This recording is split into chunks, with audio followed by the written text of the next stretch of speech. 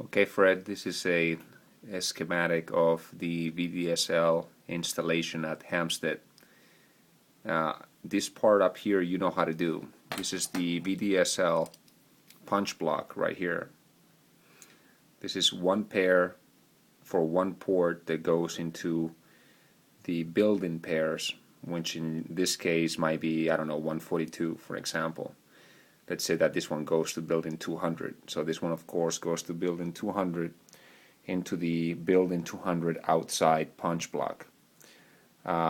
In this case, let's say that the apartment that you're trying to fix, you're sending the pair via the orange pair, which is the best one to choose, the orange pair.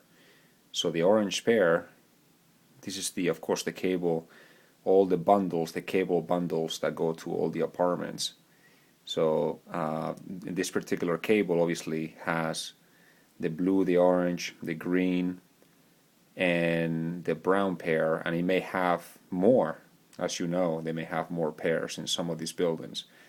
But the blue one is the one that we reserve for Bell South, and the orange one is the second line, which for the most part Bell South does not use, so therefore you can use that one. So then of course this cable, the orange pair, goes into the closet punch block. And if you open up the punch block in the closet, you'll see that there is a series, there's a 110 punch block on the left. And here the blue, the orange, the green, and the brown pairs are punched in at the bottom, and then there's a clip on top of it. Now the way that they, of course on the right side here, you'll see that all the cables that go to the different rooms in the apartment, the living room, the kitchen, the bedroom, they're all punched in here. And what they did is that for every pair, for example in this case, this one is the one going to the bedroom, okay? So in this case, this pair, this cable has the blue pair and the orange pair punched in on the bottom of the clip here in the closet punch block. So what AT&T has done is they take the blue pair and the orange pair and they loop it around with a cable on top, okay? And one of them is the blue one, which is line number 1, and the orange, which is line number 2. Well, you, in this particular scenario, we have chosen the orange pair, and the orange pair goes up to the building and into the closet and is punched down in the orange position, which is the second line. So there's 1, 2 for the blue pair, and then behind it or underneath it is the orange pair. So the orange pair is going to also have a cable leading out of it and into this punch block, and it's going to go around all the punch block, connecting all of the orange pairs for all the cables going to all the locations inside the apartment. So that's the one that you should use for the most part. And if you go to the actual outlet in, let's say in the bedroom, you take the faceplate out, you'll see that in the back of it, obviously it has 4 screws. The green and the red, which is basically pair, is the blue pair, or line number 1, and there's the black and the yellow, which is the orange pair, which is the one I want you to use, and that's line number 2, right? Okay.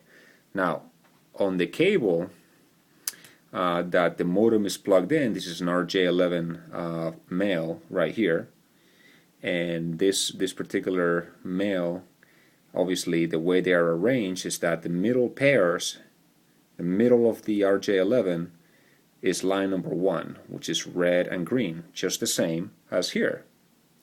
The green and the red is line number 1, which is the blue pair. Okay, now but you chose, in this case we chose the orange pair to carry the VDSL signal, which is the yellow and the black.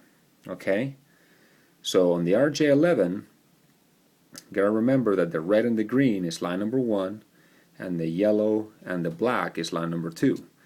Now the VDSL only receives the signal out of the red and the green.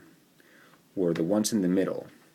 So obviously, if you're going to plug in the VDSL into this outlet right here, the cable that goes between the modem and the outlet, one of the ends has to have the pairs reversed. In other words, the cable has to have the yellow and the black in the middle of the RJ11.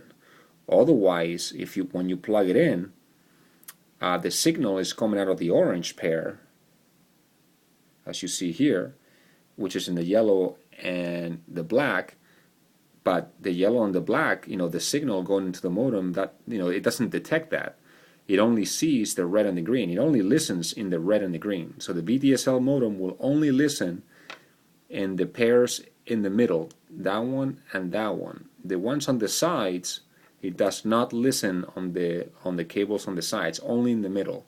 So you're going to have to take an RJ11, a regular phone cable, and you're going to have to break one of the ends off and reverse the pairs. In other words, put the red and the green on the sides here and there, and take the black and the yellow in the middle where the red and the green are.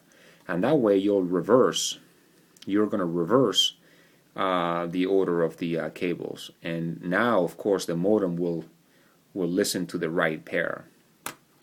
Anyway, hopefully that helps you a little bit. Okay? And if actually, the other thing you can do is that with the toner in the modem, you can basically put the toner on the middle pair and see if it goes all the way back to the clubhouse. That's another way you can do it. Anyway, hopefully that helped you. If not, I guess let me know. Thanks.